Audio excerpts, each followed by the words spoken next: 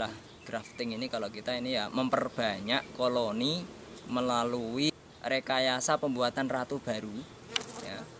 Mudahnya itu untuk mempercepat atau memperbanyak koloni. Misalnya kita sudah punya berapa kotak, ingin nambah lagi, itu bisa melalui grafting ini memperbanyak ratu, sehingga kemudian kita memecah koloni baru dan kita buatkan ratu baru. Ini cara mudah untuk memperbanyak. Sebenarnya secara alamiah lebah sendiri bisa mempertahankan diri gitu ya. Jadi setelah ratu itu tua, ratu itu sudah tidak produktif lagi, koloni dengan sendirinya itu akan membuat sarang atau membuat tolo khusus untuk calon bakal ratu. Dan itu yang kita istilahkan queen cell itu ya. Yang secara otomatis nanti ketika dia lahir, calon ratu baru ini lahir, maka yang ratu tua ini kalau dia tidak pergi ya dibunuh atau harus mati gitu. Harus ada salah satu yang berkuasa di koloni tersebut. Jadi ini yang kemudian oleh para peternak kemudian coba dipercepat dengan cara memperbanyak queen cell itu, calon ratu itu, melalui grafting ini. Kita mengambil koloni-koloni yang kita lihat itu ratunya bagus. Jadi kita ambil telurnya dan kemudian kita buatkan canting-canting kecil yang serupa dengan calon queen cell seperti yang dibuat oleh lebah itu sendiri, dan kita taruh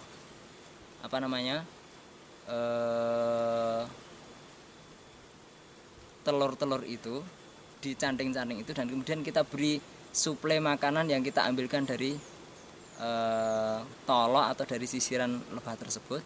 Kita kumpulkan dan kemudian nanti akan dengan sendirinya ditambah lagi oleh koloni tersebut, dan kemudian itulah yang nanti akan menjadi calon ratu baru. Nah, kira-kira nanti umur sekitar 11 atau 12 hari dia akan lahir dengan sendirinya, atau sebelum lahir kita sudah pasang ya, kita sudah pecahkan satu koloni baru tanpa ratu, dan kemudian kita tempelkan queen cell yang siap lahir itu di koloni baru tersebut. Nah, ketika lahir otomatis kita sudah membuat koloni baru, satu stop baru untuk lebah kita.